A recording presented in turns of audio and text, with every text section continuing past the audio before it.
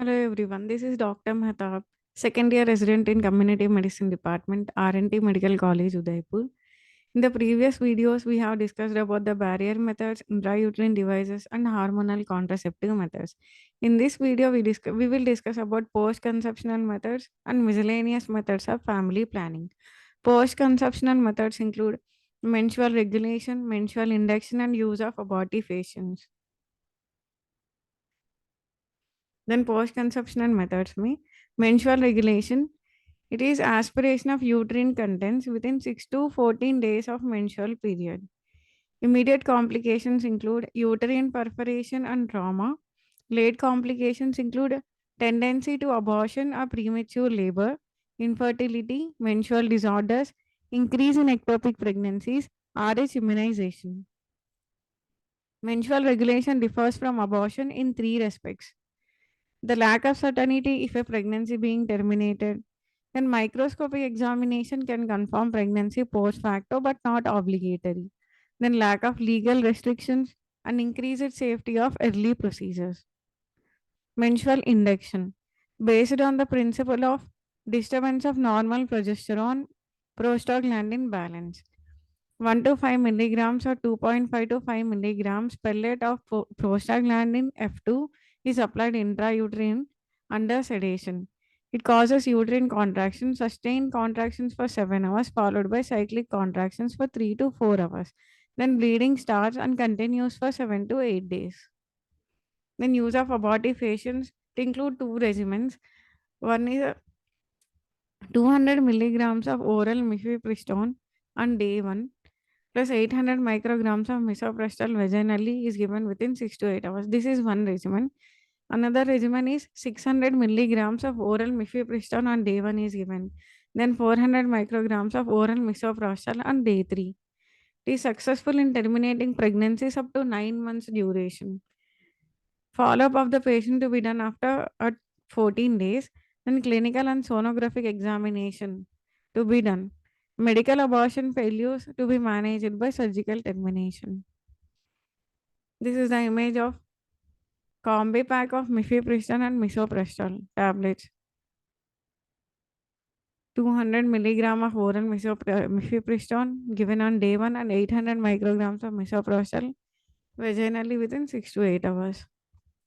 Contraindications include history of allergy to drugs, suspected ectopic pregnancy, undiagnosed adnexal mass, IUD in place, chronic adrenal failure, hemorrhagic disorders, or current anticoagulant therapy, inherited porphyria.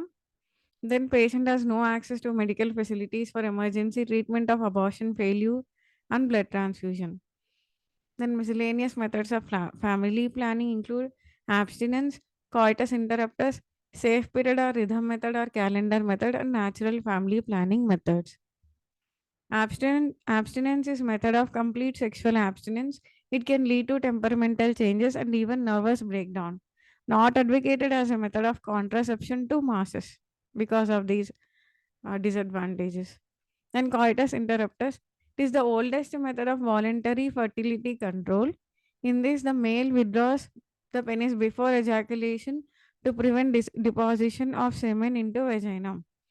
Failure rate is as high as 25%. Drawbacks include precoital secretion contains semen, which may get deposited. So, mistake in timing of withdrawal also lead to semen deposition. Then safe period, also called as rhythm method or calendar method. It is complete abstinence of sexual intercourse from 8th to 22nd day of menstrual cycle. So calculation of fertile period.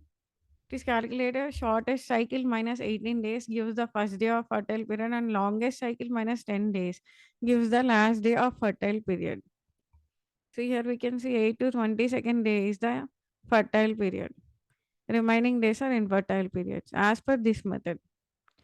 Then drawbacks of calendar method. Women's menstrual cycle are not always irregular. This method can be followed only by educated and responsible couples with high degree of motivation and cooperation. Complete absence of sexual intercourse for complete one and one half of every month. This method is not applicable during postnatal period and high failure rate is observed as 9 per 100 women years. The natural family planning methods include basal body temperature method, cervical mucus method, symptothermic method, breastfeeding, and birth control vaccine. Basal body temperature method. Body temperature is measured before getting out of bed in the morning. Zero point 0.3 to zero point 0.5 degree rise in temperature is noted on the day of ovulation. So complete abstinence should be followed for entire pre-ovulatory period. Then cervical mucus method. It is also known as Billings method or ovulation method. At the time of ovulation, the cervical mucus becomes watery clear, resembling raw egg white smooth, and becomes slippery. After ovulation, cervical mucus becomes thick. Symptothermic method is more effective than Billings method. It is a combination of temperature, cervical mucus, and calendar techniques to identify the fertility period. So breastfeeding prolongs postpartum amenorrhea. It provides some degree of protection against pregnancy. 5 to 10% of women conceive during lactational amenorrhea.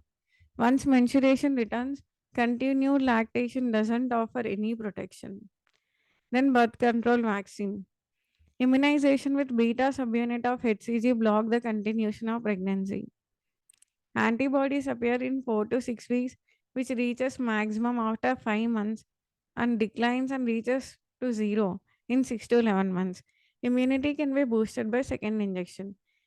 In the next video, we will discuss about terminal methods of family planning method.